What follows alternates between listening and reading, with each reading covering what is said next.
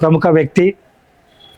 గత 15 సంవత్సరాల నుండి తెలంగాణ రాష్ట్రంలో ఉన్నటువంటి వీరశైవ లింగాయత్ లింగబలిజ కులస్తుల యొక్క ఐక్యతకు తన యొక్క యవ్వనాన్నంతా ధారపోసినటువంటి వ్యక్తి.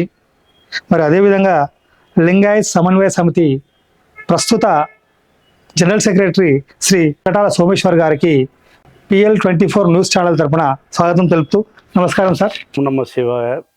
PL24 వారికి ఆ యొక్క కృతజ్ఞతలు.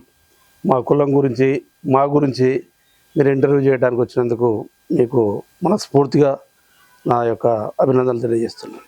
సార్, ఇప్పుడు మీరు లింగ బలిజలు లింగాయత్ సమన్వయ సమితి అనే సంఘానికి మీరు జనరల్ సెక్రటరీగా ఉన్నారు. మీరు మీ కుటుంబ నేపథ్యం ఏంది? మాది వరంగల్ జిల్లా తొర్రూరు, మా యొక్క స్థానిక. మా నాన్నగారు RMP డాక్టర్, ఒక 5-6 గ్రామాలకు RMP డాక్టరు. వ్యవసాయ నేపథ్య కుటుంబమే. దాంతో పాటు మా తాత నుంచి వెళ్ళి వ్యాపారస్తులు, పొవ్వాకు గాజుల వ్యాపారం. మా నాన్న కాడికి వచ్చేవరకల్లా డాక్టర్ అయ్యిండు. మా కాడికి వచ్చేవరకల్లా మేము మళ్ళీ వ్యాపార రంగాన్ని ఎంచుకున్నాం. విద్యార్హతలు అంటే మామూలుగానే చదువుకున్నాం, 10th వరకే చదివినాం. కానీ వ్యాపారంలో మాత్రం ఇప్పటి వరకు వ్యాపార రంగాన్ని ఎంచుకున్నాం. మా 2 బ్రదర్స్ అయితే, ఒక చిన్న బ్రదరు లేడు, 2 సిస్టర్స్. మా వైఫ్ పేరు ఉమారాణి. నాకు 2 కూతుర్లు, ఒక బాబు. మీ నాన్నగారి పేరు సంకటాల సోమయ్య గారు, కానీ ఆయన డాక్టర్ సోమయ్య గారు అని అంటారు. హైదరాబాద్కి ఎప్పుడు వచ్చేసారు? నేను 2007లో వచ్చిన. పిల్లల చదువుల పర్పస్ అనే అక్కడ వ్యాపారాన్ని మా చుట్టాల పిల్లానికి అప్పచెప్పేసి నేను హైదరాబాద్ చేరుకోవడం జరిగింది. మీ వివాహం అది 1987. నాకు 17 సంవత్సరాలకి పెళ్ళి అయింది. ఇప్పుడు అట్లా చెప్తే చట్టరీత్యా నేరం. అరేంజ్ మ్యారేజ్ సార్ మీది? అరేంజ్ మ్యారేజే. కాకపోతే మా వదినకు చిన్నమ్మ కూతురు, అంటే మర్దలే. పెళ్లి చూపులు జరిగినాయి అప్పుడు కూడా? మీరు వెళ్ళడము, వాళ్ళు రావడం, మిమ్మల్ని మెచ్చడం. ఓకే సార్, బాగుంది. మీ కుటుంబ నేపథ్యం బాగుంది. ఏం ఉద్యోగాలు చేస్తారు, ఏం వ్యాపారాలు చేస్తారు? ఎందుకంటే మీ కులస్తులకు అందరికీ ఆ విషయాలు తెలియాలి. నేను 1980లో పెళ్ళైన తర్వాత మా నాన్నగారు డాక్టర్ తర్వాత నన్ను అదే వృత్తిలోకి రమ్మన్నాడు, కానీ నాకెందుకో వీలు కాలేదు, దాన్ని రాలేకపోయినా. 89 లోపల నేను ఒక ఇంజనీరింగ్ షాప్ పెట్టుకున్నాను. పంప్ సెట్స్ తొర్రూరు లోపల పెట్టినాం. 2006 వరకు అదే నడిపించినాం. మధ్య లోపల బజాజ్ చేతక్ షోరూమ్ అని అదొకటి పెట్టినాం. చిట్ ఫండ్స్, ఫైనాన్స్లు ఇవన్నీ నడిపేయడం జరిగింది. వాటి ద్వారా నుంచి 2006 వరకు అవన్నీ చేసినాం. 2007లో హైదరాబాద్ షిఫ్ట్ కావడం జరిగింది. షిఫ్ట్ అయిన తర్వాత కూడా ఇక్కడ క్లాత్ వ్యాపారం, రియల్ ఎస్టేటు ఇవన్నీ చేసుకుంటూ, పిల్లల్ని చదివించుకుంటూ, వాళ్ళ పెళ్ళిళ్ళు చేసుకుంటూ, ఈ విధానంగా కార్యక్రమాలు చేసుకుంటూ వచ్చినాం. ఇప్పుడు మీ బాబు ఎక్కడ సార్ వెల్ సెటిల్డ్? బాబు వెల్ సెటిల్డ్. పెద్ద అమ్మాయి ఆస్ట్రేలియా లోపల, వాళ్ళు అక్కడ సిటిజన్స్, అక్కడ గవర్నమెంట్ లైన్ ఎంప్లాయ్. చిన్న అమ్మాయి, అల్లుడు, వాళ్ళిద్దరు సాఫ్ట్వేరు. కొడుకు సాఫ్ట్వేరు, ఓ చిన్న కంపెనీ రన్ చేసుకుంటున్న ఆయన సొంతంగానే. కోడలు హౌస్ వైఫ్.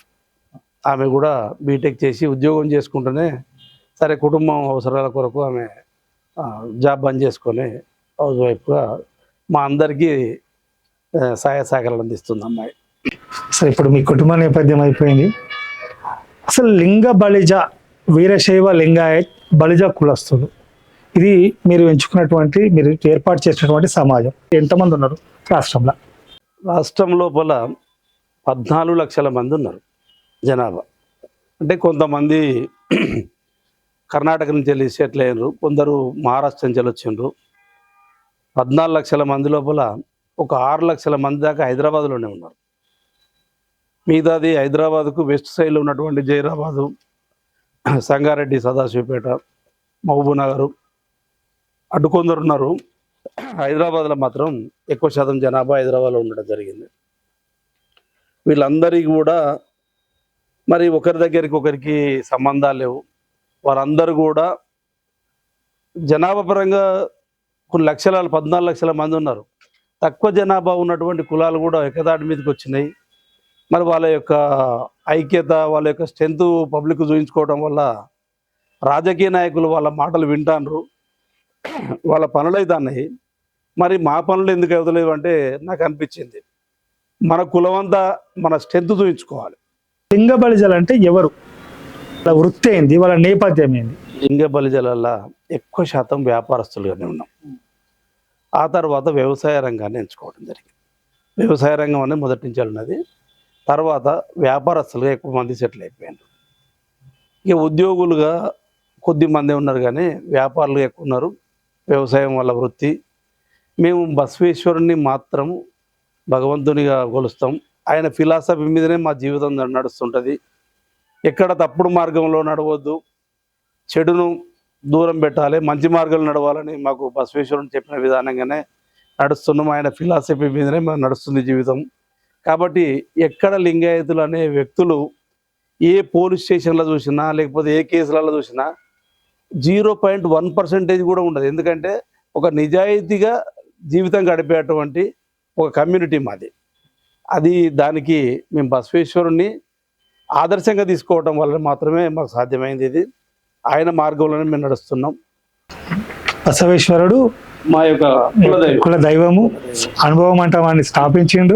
ఈ రోజున్న పార్లమెంట్ కూడా అనుభవం అంటావాన్ని పెట్టుకొని పార్లమెంట్ అనేది నడుస్తున్నది. ఆయన ఆచరణలో మీరు నడుస్తున్నారు అంటున్నారు. ఒకసారి సంతోషం. మరి వీళ్ళందరినీ కూడా అంతకుముందు కూడా కులం ఉన్నది, అంతకుముందు కూడా బలిజలు ఉన్నారు. బలిజ అనే పేరుతోటి, లింగ బలిజ అనే పేరుతోటి, వీరశైవ లింగాయత అనే పేరుతోటి మన తెలంగాణ రాష్ట్రంలో పిలువబడుతున్నారు కదా. వీళ్ళందరినీ ఏకం చేయాలని ఆలోచన మీకు ఎట్లా ఉద్భవించింది? అది ఏ సంవత్సరం? అప్పుడు మీరు మీతో ఎవరెవరు ఉన్నారు? అప్పుడు ఆ టైంలో ఎవరెవరు ఉన్నారు మీతో? 2012 లోపల, అంటే అందరి లోపల ఉన్నది మాకు ఆలోచన. అప్పటి వరకు నేను వరంగల్ లోపల మేము స్థాపన చేసినాం సంఘాన్ని. సంఘాన్ని స్థాపన చేసిన తర్వాత మాకు మంచి రిజల్ట్ వస్తుంది. అక్కడ సంఘం కన్నా ముందు సంఘం పెట్టిన తర్వాత మంచి రిజల్ట్ వస్తుంది. ఇక్కడ కొండ బసవరాజు గారు అని చెప్పేసి మహబూబ్నగర్ జిల్లా ఒక రిటైర్డ్ ఉపాధ్యాయుడు, రాష్ట్రపతి అవార్డు గ్రహీత ఆయన. రెండోది శివరత్నం సార్ అనేది రిటైర్డ్ హైకోర్టు జడ్జి. ఒకటి అశోక్ ముస్తాపురి గారు అని ఆయన ఉగాండా లోపల గల్ల వ్యాపారి. వీళ్ళందరి ఆలోచనలతోటి సంగమేశ్వర్ గారు హైకోర్టు అడ్వకేటు.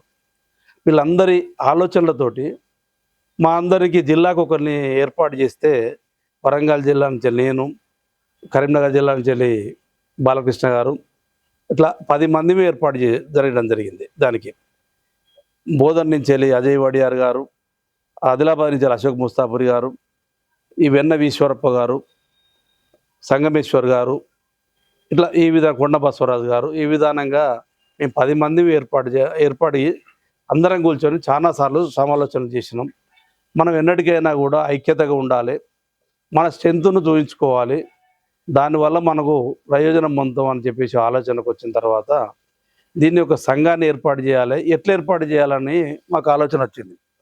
ఓవర్ డిస్కస్ లోపల గ్రామీణ క్షేత్రస్థాయి నుంచి వెళ్ళి గ్రామాలలో కమిటీలు వేద్దాము, తర్వాత మండల కమిటీలు వేద్దాము, జిల్లా కమిటీలు వేద్దాము, తర్వాతనే రాష్ట్ర కమిటీ వేద్దామని చెప్పేసి డిస్కస్ జరిగింది.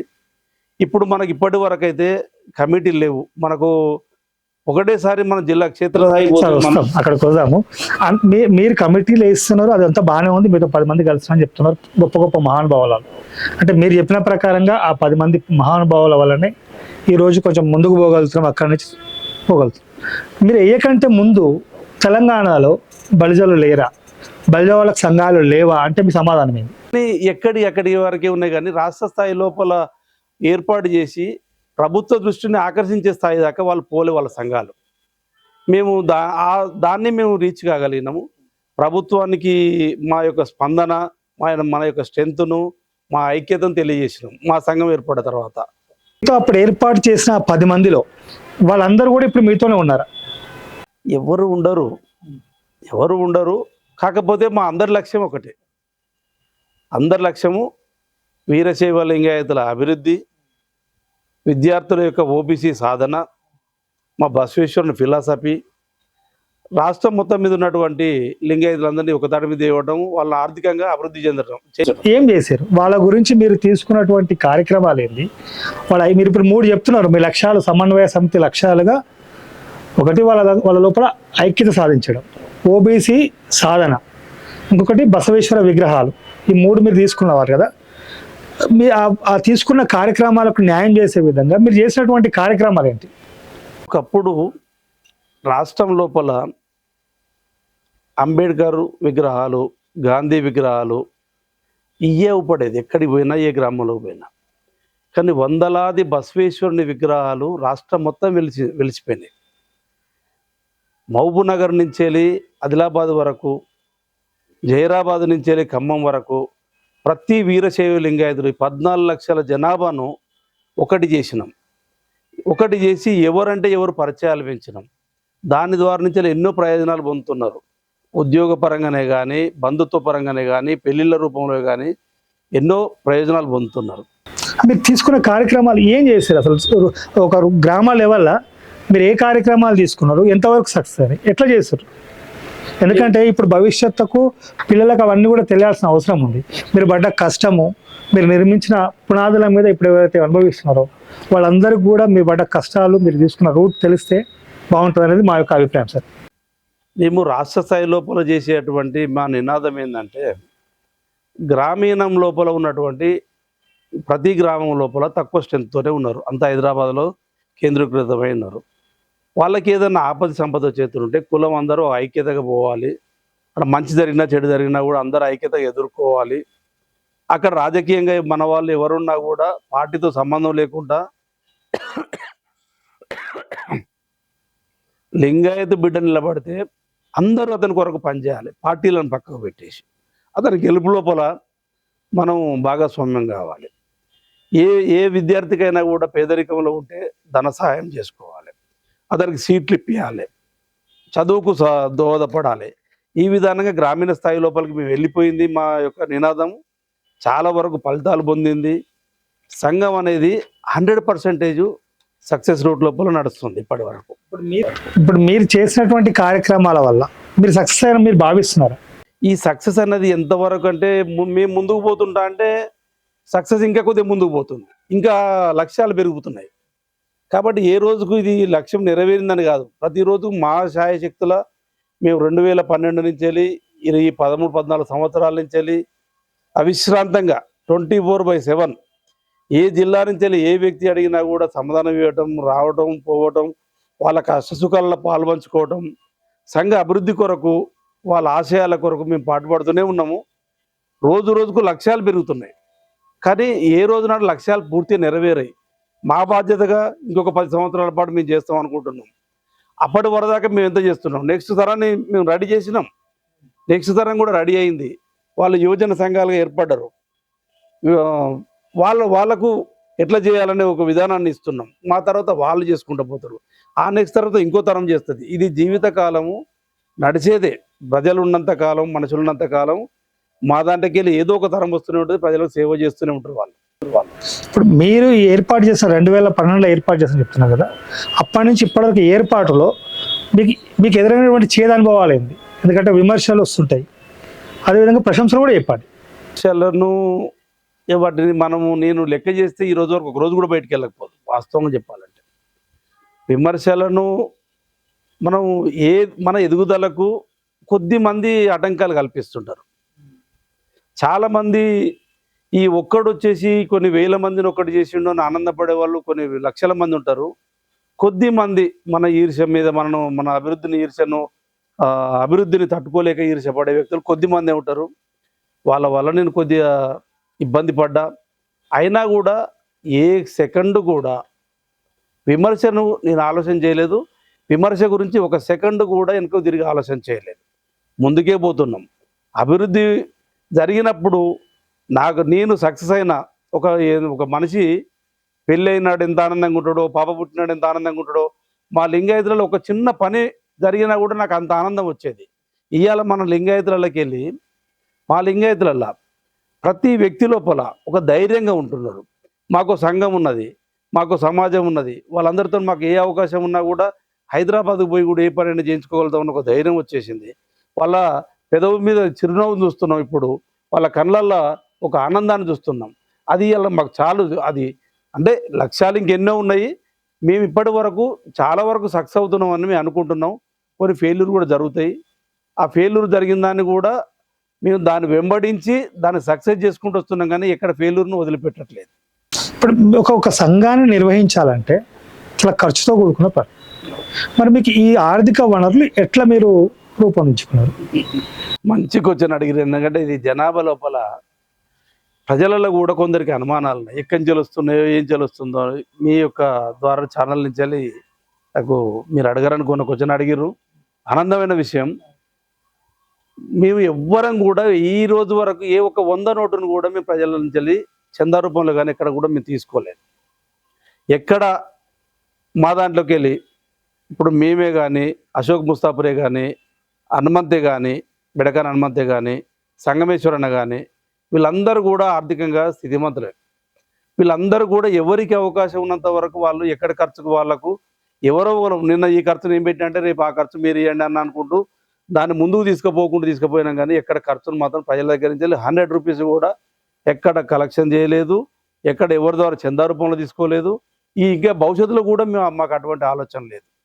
మీరు చెప్పిన ప్రకారంగా ఆర్థిక వ్యవహారాలు అనేవి కేవలం మీరు సమాజ సేవ చేయాలనే ఉద్దేశంతో కొంతమంది మీ సొంత డబ్బులు ఖర్చు పెడుతున్నా అని చెప్పేసి మీరు చెప్పేశారు. ఇది నమ్మొచ్చా అంటారా? ఇందులో ఎంతవరకు నిజం? నమ్మొచ్చా అనేది కన్నా మీరు ఇప్పుడు టెలికాస్ట్ ఇస్తాను, నేను మీరు లైవ్ ప్రోగ్రామ్ ఇస్తారు.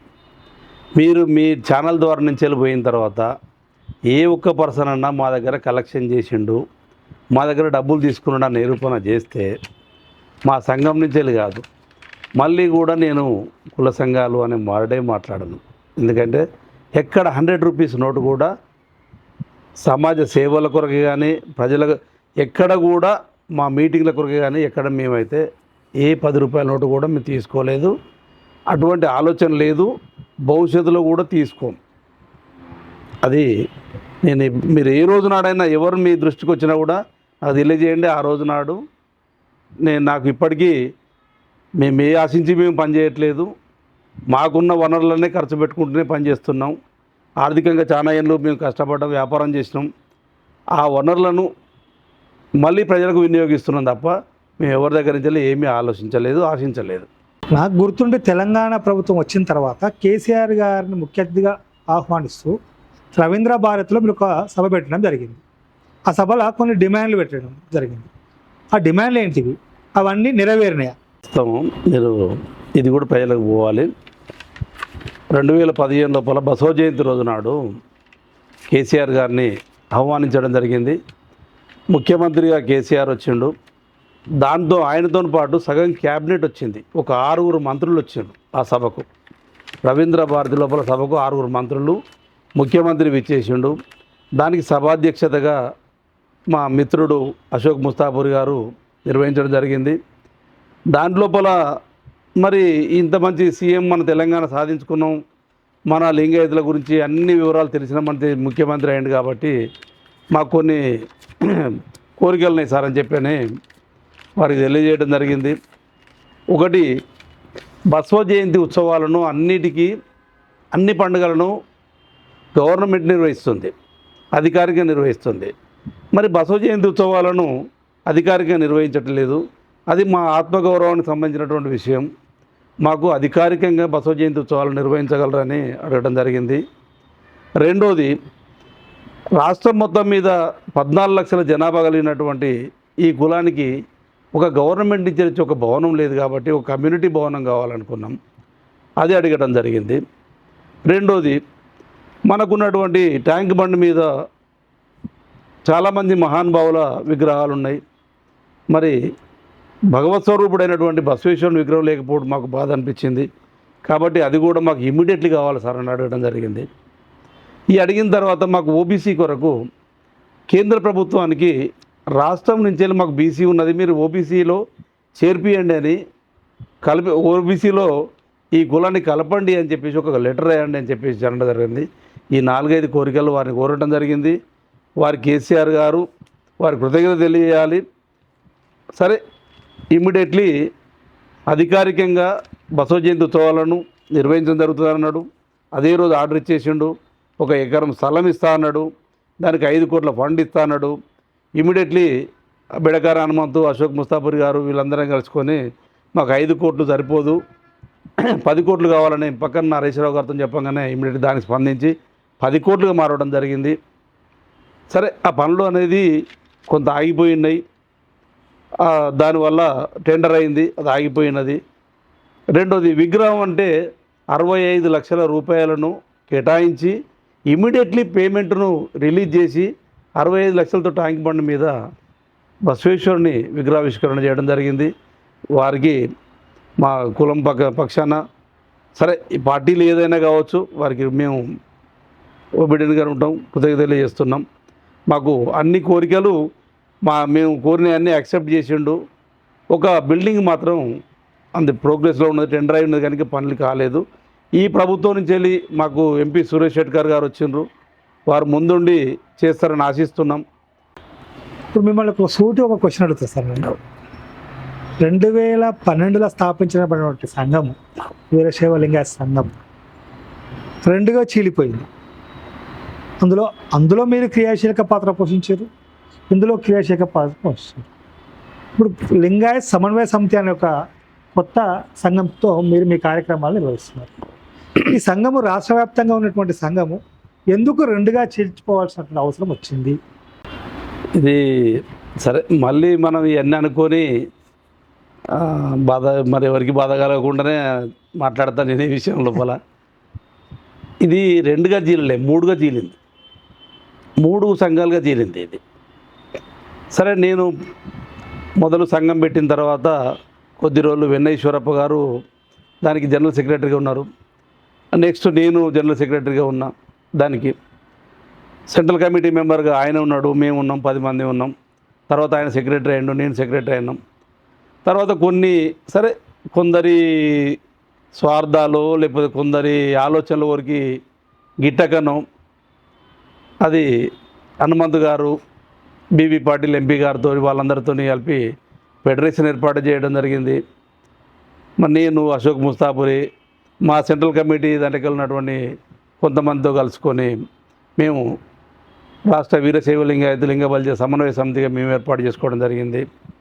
జరిగిన తర్వాత ఈ 3 సంఘాలు కూడా ఏర్పడ్డాయి. మా లోపల ఎవరి లోపల కక్షలు కార్పణ్యాలు లేవు, అందరం కలిసి మాట్లాడుకుంటూనే ఉంటాం. ఎక్కడ అందరి లక్ష్యం కూడా ఏర్పడ్డా కూడా అందరి లక్ష్యము అందరి ఇప్పుడు ప్రజలు సమన్వయంగా ఉండాలి, అభివృద్ధి చెందాలి, ఓబీసీ సాధనాన్ని సాధించాలి. పిల్లల కొరకు చాలామంది పిల్లలు బాగా ఇబ్బంది పడుతున్నారు కాబట్టి వాళ్ళను ఇవన్నీ ముందుకు తీసుకుపోవాలన్న ఆలోచన ఉన్నది మా అందరి లోపల. ఒకసారి ముందు 3 సంఘాలు ఏర్పడవచ్చు, రేపు 1 కావచ్చు, కాకపోవచ్చు, కానీ అందరి లక్ష్యం అయితే లింగాయతుల ఐక్యత, అభివృద్ధి మాత్రం ఇది తెలియజేస్తున్నాం. మేము అనేది ఏంటంటే మీరు లింగాయత్ సమన్వయ సమితిగా ఒక కార్యక్రమాలు నిర్వహిస్తూ లింగాయత్ ఫెడరేషన్గా ఇంకో విభాగం విడిపోయి వీరశైవ లింగాయత్ సమాజంగా ఇంకొకరు విడిపోయి ఆ కారణాలు ఏమిటి? మీకున్నటువంటి పదవుల పంపకానికి తేడానా, ఆర్థిక వ్యవహారాల తేడానా, అసలు ఎందుకు విడిపోవాల్సి వచ్చింది? మీరు విడిపోవడం వల్ల గ్రామస్థాయిలో ఉన్నటువంటి ఆ యువతకు మీరు ఏం సందేశం అంటే అక్కడ ఉన్నవాళ్ళు ఈ 3 ఎందులో పని చేయాలి, వాళ్ళు పని చేయాలనే వాళ్ళు ఎందులో పని చేయాలి, ఎక్కడ పని చేసుకోవాలి, మీరు దానికి ఏం సమాధానం చెప్తారు? పోయినాము కానీ సరే వాళ్ళు కొద్దిగా జరిగింది అది. వాళ్ళు కూడా కొన్ని జిల్లాలల్లో నాకు దగ్గరున్న వ్యక్తులు మరి వాళ్ళకు దగ్గరున్న వ్యక్తులు ఒకటైన ప్లేస్ లోపల మరి నేను ఏ సంఘంతో మూవ్ కావాలి అనే ఆలోచనలలో చాలామంది బాధపడ్డారు. తర్వాత నాయకత్వ లక్షణాలు ఎవరి దగ్గర ఉన్నాయి, ఎవరైతే మన సంఘానికి సేవ చేస్తారు, ఏ రాత్రి ఏ పగలైనా కూడా మనతో జర్నీ చేసే వ్యక్తులు ఎవరైనా ఆలోచన చేసుకున్న తర్వాత సమన్వయ సమితి నుంచి వెళ్ళి అన్ని జిల్లాలలో కూడా నేను సంఘాలు ఏర్పాటు చేసుకొచ్చిన, అన్ని బాడీలు ఏర్పాటు చేసినాం. మాకు ఆర్థికంగా మరి వాళ్ళు దేవక మేము పంచాయతీ పెట్టుకున్నది కాదు, సరే ఒకరిద్దరి మనసులు కలవక పెట్టుకున్నదే. ఇది మేము అంత బాగా దూరంగా ఏమో కక్షలతో పోలేదు. మరి ఏ రోజైనా కూడా అందరం కలిసి ఒక మంచి వేదిక మీద కలుద్దామంటే కలవడానికి సిద్ధంగా ఉన్నాం. ఈ విధానంగా చేసినా కూడా ఇంకా సేవ ఎక్కువ జరుగుతుందని నేను అనుకుంటున్నా. లింగబలిజ సంఘము అనే వ్యక్తులు వాళ్ళు వీలైనంత వరకు వాళ్ళు చేస్తారు. సమన్వయ సమితి నుంచి మాకు వీలైనంత మేము చేస్తున్నాం. ఫెడరేషన్ నుంచి హనుమంతే కానీ ఎంపీ బీబీ పాటిల్ కానీ వాళ్ళకు వీలైనంత వాళ్ళు సహాయం చేస్తున్నారు. అందరి లక్ష్యం కూడా ఒకటే జరుగుతుంది. కాకపోతే 3 భాగాలుగా జరుగుతుంది కాబట్టి ఇంకెక్కువ పని జరుగుతుందేమో. ఈ 3 సంఘాలు ఏర్పాటు అయినాక తర్వాత ఇంకెక్కువ ప్రజలకు ఎక్కువ పోయింది, ఎక్కువ మందిని బయటికి తీసుకురాగలమని నేను అనుకుంటున్నాను. మరి ఈ విధానంగానైతే ఇప్పుడు మంచి కంఫర్టబుల్నే ఉన్నది. సంఘం ఏదైనా కూడా ప్రజల మధ్యలకు మొత్తం చొచ్చుకుపోయింది. ప్రజలకు ఎవరు నాయకులు ఎవరు ఏంటిదని తెలుసు కాబట్టి మా మీద నమ్మకం ఉంచిర్రు. మేము దిగ్విజయంగా ముందు తీసుకుపోతున్నాం. మాకు ఎక్కడ కూడా మీరు అన్నట్టు ఆర్థిక వ్యవహారాల కాడే ఉన్న గొడవలు వచ్చినాయని అన్నారు చూడండి. ఆర్థికంగా మేము ఎక్కడ రూపాయి కూడా వసూలు చేయాలని మీకు ఇద్దరు దాకా చెప్పిన నేను. మళ్ళీ దాన్ని గొడవ రావడానికి కారణం ఎక్కడ ఉంటుంది? ఎక్కడ మేము ఏడ తీసుకోలేదు, మాకు అవసరం కూడా లేదు. మేము అందరం ఆర్థికంగా మంచి స్థితిగానే ఉన్నాము, మంచి జీవితాన్ని గడుపుతున్నాము. మా పిల్లలు మంచి సెటిల్ అయిపోయినరు. మాకు వచ్చే ఆదాయంలోకి వెళ్ళి కొంత భాగాన్ని ఖర్చు చేసుకుంటూ సంఘాన్ని నడిపించుకుంటూ పోతున్నాం. మాకు అశోక్ ముస్తాఫర్ గారు కూడా మంచి ఆర్థిక స్థితిమంతుడే. ఆయన కొంత చేస్తుండు, మేము కొంత చేసుకుంటూ సంఘాన్ని తీసుకుని పోతున్నాం. మేము ఎక్కడ ఆర్థిక సమస్యల వల్ల మాత్రం 3 సంఘాలు ఏర్పడలేదు. ఒకరిద్దరి భేదాభిప్రాయాల వల్ల ఏర్పాటు చేయగానే ఆర్థిక సమస్యల వల్ల కాదు. ఇది ఎక్కడ కూడా మళ్ళీ ఇంకోసారి కూడా ఎక్కడ రిపీట్ కాకుండా నేను మళ్ళీ చెప్తున్నా దయచేసి. ఆర్థిక సమస్యలు కాదు, పదవుల సమస్య. సరే, పదవులు అయిపోయినాయి. ముగ్గురు కూడా అందరికీ కూడా సహాయం చేస్తున్నాము, సంఘ బలోపేతం చేస్తున్నామని మీరు అంటున్నారు. మీరు ఇంకో ఇనిషియేటివ్ తీసుకొని ఒక మాట చెప్పినారు. రేపు అవసరమైతే మీరు ముగ్గురు కూడా తెలంగాణలో ఉన్నటువంటి వీరశైవ లింగాయతుల ఐక్యత కోసం కలవడానికి సిద్ధంగా ఉన్నారా? ఇప్పుడు ఒక చెయ్యి ఊపితే ఎప్పుడు సప్పుడు రాదు. అందరు కలుద్దామనే ఆలోచనలు వస్తే కంపల్సరీ మేము కలవడానికి సిద్ధంగా ఉన్నాం. ఎందుకంటే మా లక్ష్యం ఒకటైనప్పుడు కలవకపోవడానికి మేము అంత ఈగోయిస్టులం కాదు. లక్ష్యం ఒకటే. కానీ నేను ఒకరిని కలుద్దామనంటే ఈయన సంఘాన్ని నడపలేక కలుద్దామంటానేమో అనుకుంటారు. కానీ అట్లా కాదు. నేను పర్ఫెక్ట్గా నడుపుతున్నా. స్టేట్ వైజ్గా అన్ని జిల్లా కమిటీలు వేసుకున్నాం. అన్ని మా కమిటీలన్నీ అద్భుతంగా పనిచేస్తున్నాయి. ఎక్కడ చూసినా మా జిల్లా కమిటీలు, మండల కమిటీలు, తాలూకాల కమిటీలు వేసుకొని ఏ జిల్లాలో కూడా పండుగ వాతావరణంలో మేము ప్రమాణ స్వీకారాలు చేయించుకుంటూ అక్కడ ఉన్న నాయకులతో మమేకం అవ్వుకుంటూ అక్కడక్కడ మా యొక్క కమ్యూనిటీ బిల్డింగులను ఏర్పాట్లు చేసుకుంటూ వీటన్నిటి గురించి మీకు 24/7 ప్రజలనే ఉన్నా నేను. మాకు ఎవరితోని కలవద్దని కాదు, వాళ్ళందరికీ ఇష్టం ఉంటే కలవడానికి సిద్ధం. కానీ అన్ని వర్గాలు ఒకటే వస్తే మాత్రం మీలాంటి ఛానళ్ళను పిలిపియండి, అందరం కలుద్దామనంటే ఖచ్చితంగా కలుస్తాం. మా లక్ష్యం ఒకటే. మాకు పదవులు అవసరమే లేదు. పదవి అనేది ఇప్పుడు ఉన్నాం మేము సెంట్రల్ కమిటీ 10 మందివి 3 భాగాలు విడిపోయినాం. ఈ 10 మంది మా కమిటీ మేము అందరం మళ్ళీ సెంట్రల్ కమిటీగానే ఉంటాం. కొత్త యువతకు మేము పదవులు ఇస్తాం. వాళ్ళకు మేము రూట్ మ్యాప్ ఇచ్చుకుంటూ సంఘాన్ని ముందుకు తీసుకుపోతాం. మాకు ఎవరికి పదవులతో సంబంధం లేదు, అవసరం కూడా లేదు. మేము ప్రజలలో అందరికీ ప్రతి మనిషికి తెలిసిన మనసులో మా పదవితోనేం పని. దయచేసి అన్ని సంఘాలు కలిస్తే మీరు అక్కడక్కడ వాళ్ళని కూడా అడగండి. అడుగుతానంటే కలుసుట్ లోపల నేను మొదటి వరుసలో ఉంటా. ఓబీసీ గురించి ఢిల్లీ వెళ్ళిర్రు, మీ ప్రయత్నాలు చేసిర్రు, మీ హియరింగ్ వినిపించారు, అంతవరకు బాగానే ఉంది. దాని తర్వాత లోపం అయితే స్పష్టంగా కనిపిస్తున్నది. దీనివల్ల తెలంగాణలో ఉన్న విద్యార్థులు నష్టపోతారు అనేది మాత్రం నిజం. దాని తర్వాత మీరు చేసినటువంటి చర్యలు ఏమిటి? మీరు ఎవరిని కలిసారు? ఆ ప్రభుత్వానికి ఏం రిప్రజెంట్ ఇచ్చారు? ఆ కార్యాచరణ ఏం చేసిరో ఒకసారి మీరు వివరించాలని చెప్తున్నాను. కమిషన్ను కలవడం జరిగింది. కమిషనే మమ్మల్ని పిలిచింది. కమిషనే మాకు నోటీస్ ఇచ్చి మీరు పలానా రోజు నాడు 2023 జనవరి అనుకుంటా, ఆ రోజు నాడు మీరు హియరింగ్కు రండి అని వారే మమ్మల్ని పిలిచినట్టు మా ప్రెషర్ మేము ఒత్తిడి చేయటం వల్లనే వారి నుంచి వెళ్ళి మమ్మల్ని రమ్మనడానికి ఒక అవకాశం దొరికి వాళ్ళు మాకు నోటీస్ పంపించడం జరిగింది. ఇప్పుడు ఇదివరదాకా మేము రన్నర్ చూడండి సంఘాలన్నీ ఒకటైతే అని ఆడపిల్లలకు ఒక అవకాశం ఓబీసీ సాధిస్తామని అనగానే ఆ ఎంపీ గారి నుంచి వెళ్ళి వాళ్ళు వచ్చిర్రు. మా సంఘం నుంచి వెళ్ళి మేమందరం 20 మంది పోయినాం. లింగబలి సంఘం నుంచి వెళ్ళి సరే ఈశ్వరప్ప అనే వ్యక్తి ఆయన రాలేకపోవచ్చు, కానీ మిగతా వాళ్ళు ఆ యూత్ పిల్లలు వాళ్ళందరూ కూడా వాళ్ళు రావడం జరిగింది. శివకుమార్ వాళ్ళందరూ రావడం జరిగింది.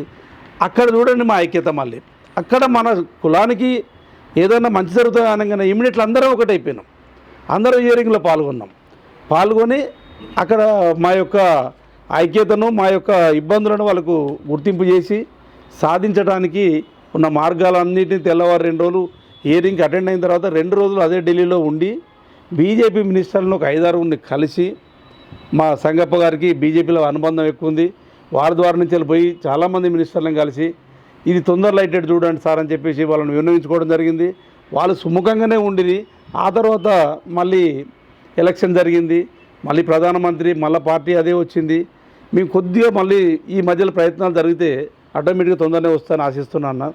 దీంట్లో మా లోపం ఏమీ లేదు. ఇంకొక 2 సార్లు పోయి అయినా కూడా దాన్ని తీసుకొని వస్తాము.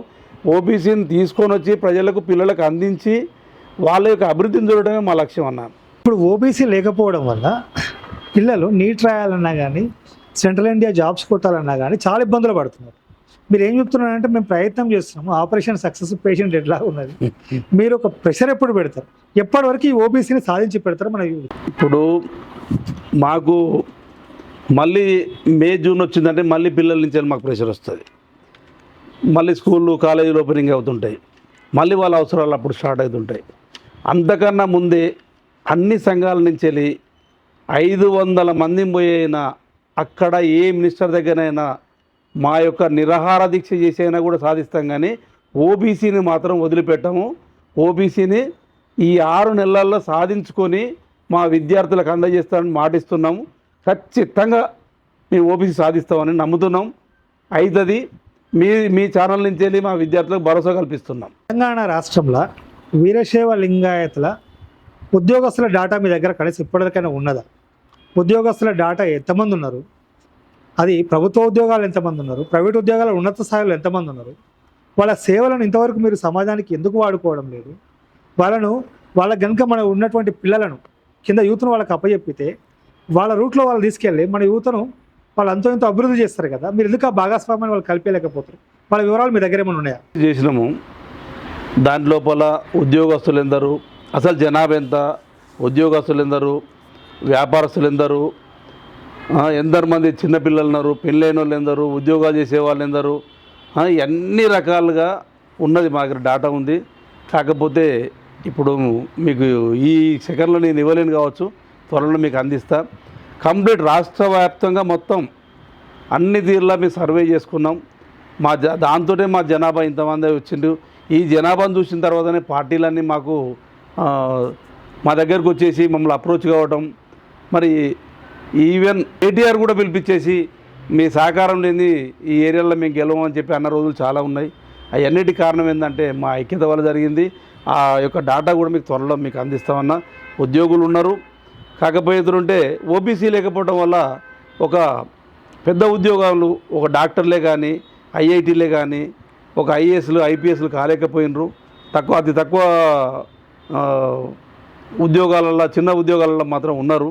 వాళ్ళందరినీ కూడా మీకు ఆ డేటా మీకు హ్యాండ్ ఓవర్ చేస్తా, త్వరలో నీకు హ్యాండ్ ఓవర్ చేస్తా. ఓబీసీ సాధించినాక మాత్రం మా దగ్గర తెలివి ఉన్నది, జ్ఞానం ఉన్నది. మా దాంట్లో లింగాయతులలో పిల్లలు చదువుకోవడం మొదలుపెట్టిందంటే వాడే ఫస్ట్ వస్తాడు స్కూల్ లోపల. ఏంటంటే ఉన్నతమైనటువంటి ఓబీసీ పిల్లలతోటి ర్యాంకును పొందలేక, ఓబీసీ లేక, వాళ్ళతో పెద్ద హయ్యర్ క్యాస్ట్తో మేము పోటీ పడలేక పెద్ద ఉద్యోగాలకు పోలేకపోయింది. కానీ ఓబీసీ సాధించిన తర్వాత చాలామంది ఐఏఎస్, ఐపీఎస్లు అవుతారు. వాళ్ళందరూ కూడా ఎందుకంటే మహాజ్ఞానవంతులు. మా దాంట్లో పట్టుబదలను విక్రమార్కులు, ఎటువంటి పట్టుదలకు ఉంటే అటువంటి పట్టుదలతో ఉండేటువంటి లింగాయతులు ఉన్నారు. మా పిల్లలందరూ అట్లాంటి వాళ్ళే. త్వరలోపల మీకు ఈ లిస్టు కూడా మీకు అందజేస్తామన్నాను. ఇప్పుడు మీ లింగాయతుల విద్యార్థులకు మీరు ఎప్పుడు కూడా ఆ ప్రవేశ పరీక్షలు రాసేటోళ్ళకు, అంటే ఎంట్రన్స్ టెస్టులు రాసే వాళ్ళకు ఆ కోచింగ్లు ఇప్పేయడం కానీ, వాళ్ళకు ఒక ఆర్థిక సహాయం కల్పించడం కానీ, ఆర్థిక సహాయం అంటే మెటీరియల్స్ ఇప్పేయడం కానీ, అదేవిధంగా వాళ్ళకు ఒక గైడెన్స్, కెరీర్ గైడెన్స్ ఇప్పేయడం కానీ, ఇటువంటి ప్రోగ్రాంలు మీరు ఇంతవరకు కూడా చేయనట్లు మాకు అనిపిస్తున్నది. మేము దాని మీద కూడా దృష్టి పెట్టడానికి మీరు ఏం చేస్తారు? లోపల వాస్తవంగా మీరు అన్నమాట కరెక్టు. మేము ఆ ఒక్క విషయం లోపల మేము అనుకున్నాము. ఈ భవనం అయిన తర్వాత వాస్తవంగా భవనం అయినాక మన కమ్యూనిటీ భవనం తయారైనాక మన లింగాయతుల కోచింగ్ సెంటర్కే వాడాలనుకున్నాం మేము మొదలు ఈ భవనాన్ని. కానీ అది ఆ భవనం ఆగిపోయింది. తర్వాత ఈ మీరు అడిగినటువంటి క్వశ్చన్ కూడా మా దగ్గర మేము అదొక విషయం చేయలేకపోయినాం.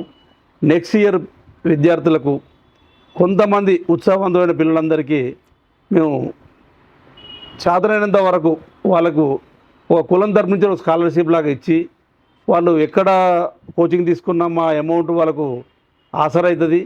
లేదంటే మేమే ఒక కోచింగ్ సెంటర్ ఏర్పాటు చేసి వాళ్ళకు భోజన వసతులు అన్నీ కల్పించేసి మేము కోచింగ్ ఇవ్వడానికైనా సిద్ధంగా ఉన్నాం. అది నెక్స్ట్ ఇయర్ నుంచి మాత్రం కంపల్సరీ స్టార్ట్. సంతోషం సార్, చాలా విషయాలు మాతో పంచుకున్నారు. మీ విలువైనటువంటి టైం వెచ్చిచ్చారు. కానీ ఒక పర్సనల్ క్వశ్చన్, ఇప్పుడు ఎవరితో పంచుకోలేని ఒక అంశం మాతో పంచుకోవాలి. మీ జీవితంలో అత్యంత సంతోషకరమైన విషయం ఏంటి? అత్యంత బాధాకరమైనటువంటి విషయం ఇప్పటి వరకు మీ జీవితంలో ఎవరితో పంచుకోలేనటువంటి విషయాన్ని మా ప్రేక్షకుల కోసం పంచుకోవాలని మిమ్మల్ని అడుగుతున్నాం. పెళ్ళి వ్యక్తిగతంగా ఏముంటాయి, ప్రజా జీవితంలో పోయిన తర్వాత ప్రజలకు మంచి జరిగిందే సంతోషమైన విషయం, ప్రజలకు చెడు జరిగేదే ఒక దుర్వార్త. కాబట్టి నేను వాటే అనుకున్నా కానీ మళ్ళీ నాగరాజ్ సార్ నన్ను అనిపిస్తుండు. కాబట్టి నాకు 1990 లోపల పాప, 92 లోపల కవల పిల్లలు, ఈ ముగ్గురు నాకు జన్మించుడు నాకు బాగా ఆనందమైన విషయం. నేను బాగా ఇష్టపడే మా అమ్మ చనిపోవటం అది 2016 లోపల, అది దురదృష్టకరమైనటువంటి వార్త. ఈ రెండు నేను ఎక్కడ కూడా ఆ లోటును చేయలేనటువంటి అయ్యి నాకు. సరే, మీ అమ్మగారు అంటే మీకు చాలా ప్రేమ ఉన్నట్టు. మీ అమ్మగారి పేరు సార్? పంచాక్షరి. పంచాక్షరి గారు తాను ఏం చేసేవాళ్ళు? హౌస్ వైఫ్, కానీ వ్యవసాయం చేయించేది మా అమ్మ. బాగా హార్డ్ వర్క్, వ్యవసాయం అంతా అమ్మే చేయించేది. మా నాన్న డాక్టర్, కానీ అమ్మే వ్యవసాయం చేయించేది. ఏ సంవత్సరంలో చనిపోయింది సార్ తను? 2016. ఆమె వయసు ఎంత అప్పుడు? 70. మీ ఎదుగుదల, మీ ఉన్నత స్థానాలు ఆమె నా అన్ని చూసింది, ఇంకా కొన్ని చూసేది ఉండే. తర్వాత చాలా ఎమోషన్ అవుతున్నారు మీరు. ఒక చిన్న పర్సనల్ క్వశ్చన్ ఏంటంటే, ఈ వీరశైవ లింగాయత్ సమన్వయ సమితికి అధ్యక్షుడు అశోక్ ముస్తఫర్ గారు, కానీ ఆయన మీ ప్రాణ స్నేహితుడు. తనని పెట్టుకుంటూ వ్యవహారాలన్నీ నడిపించేది మీరే. మరి వారితో మీకున్న అనుబంధం ఎక్కడ స్టార్ట్ అయింది? వారితో మీది ఎట్లా జర్నీ కంటిన్యూ అవుతుంది? అసలు ఏంది మీ ఫ్రెండ్షిప్కు, మీ ఆదర్శ ఫ్రెండ్షిప్ అంటారు కదా, ఏంది ఆ మర్మం ఏంది? అశోక్ ముస్తాఫురి ఒక స్నేహితానికి మంచి విలువిచ్చే మనిషి అతను. నేను కూడా సేమ్ అదే స్వభావం ఉన్న వ్యక్తిని. మాది 2012లోనే మేము కలుసుకున్నాం. అదివరకు మాకు ఆయన ఆదిలాబాదు, ఆయన ఉగాండాలో ఆయన జీవితం, ఆయన వ్యాపారాలు నేను అక్కడనే ఉండే. ఆ తర్వాత నెక్స్ట్ ఆయన కలుసుకున్న తర్వాత మా ఇద్దరు భావాలు ఒకటేనే. మా జర్నీ లోపల ఏం చేసినా కూడా మా ఆలోచనలన్నీ ఒకటే విధానంగా ఉన్నాయి. ఒక కమిట్మెంటెడ్ మైండ్ మా ఇద్దరిది. ఎటు పోదామంటే అటు పోతాం, ఖర్చుకు భయపడం. ఆయన బాగా ఉన్నతమైనటువంటి వ్యక్తి. సరే, ఏదైనా కూడా అన్న నువ్వు నాకు కొద్దిగా టైం తక్కువ ఉంటుంది, ఇవన్నీ నువ్వు చేయాలి, వాటికి ఏమన్నా ఆర్థిక ఇబ్బందులు ఏమైనా ఉంటే నేను ఏర్పాటు చేస్తాను అంటాడు. సరే, ఆయన నాకు తెలియకుండానే కొన్ని ఖర్చులన్నీ ముందే వాటిని ఏర్పాట్లు చేసుకుంటూ పోతాడు. వాటన్నిటినీ బాగా భావాలు కలిసినాయి. కాబట్టి మా ఫ్రెండ్షిప్ బాగా కృష్ణార్జున్ లాగానా, లేకపోతే కృష్ణుడు కుచేలుడు లాగానా మా స్నేహితం అనేది ఒక అద్భుతంగా ఉన్నది. మేము ఎన్నడూ కూడా, ఏ రోజునాడు కూడా మేము ఒకరిని మాట్లాడుకొని రోజు, మాకు ఈ 12 సంవత్సరాలు 13 సంవత్సరాల్లో ఏ ఒక్కరోజు కూడా మాట్లాడుకోని రోజు లేదు కావచ్చు. అద్భుతంగా మా నిర్ణయాలు ఉంటాయి. మా నిర్ణయానికి ఆయన ఏకీభవిస్తాడు. ఆయన ఆలోచనల ప్రకారంగానే మా యొక్క పనితనం ఉంటుంది. కాబట్టి ఆయన నాకు బాగా, ఇద్దరం ఫ్రెండ్లీగా మారిపోయినాం. మా ఫ్రెండ్షిప్ అనేది సరే జీవితం లోపల ఇంకెవరికి కూడా ఉండదా కానీ మా లోపల మాత్రం అద్భుతమైన స్నేహితులం మేము అని అనుకుంటున్నాం. సంతోషం సార్, మీ యొక్క విలువైన సమయాన్ని మాకు వెచ్చించి. చాలా ఎందరికో అపోహలు ఉన్నాయి, సంఘం అంటే ఏంటి, సమాజం అంటే ఏంటి, బలిజలు అంటే ఎవరు అనేది. వాటన్నిటిని కూడా మీరు చక్కగా వివరించడం జరిగింది. ఇట్లాగే ఆ దేవుడు మీకు ఇంకా శక్తి సామర్థ్యాలు, ఆర్థిక వనరులు ఇచ్చి సమాజానికి ఎంతో కొంత సహాయం చేయాలి, మీలాంటి వాళ్ళ అవసరమని భావించి ఆయుర ఆరోగ్యాలకు ప్రసాదించాలని మనస్ఫూర్తిగా కోరుకుంటూ మాకు ఈ సమయాన్ని ఇచ్చినందుకు ధన్యవాదాలు తెలుపుకుంటాం సార్. Thank you sir.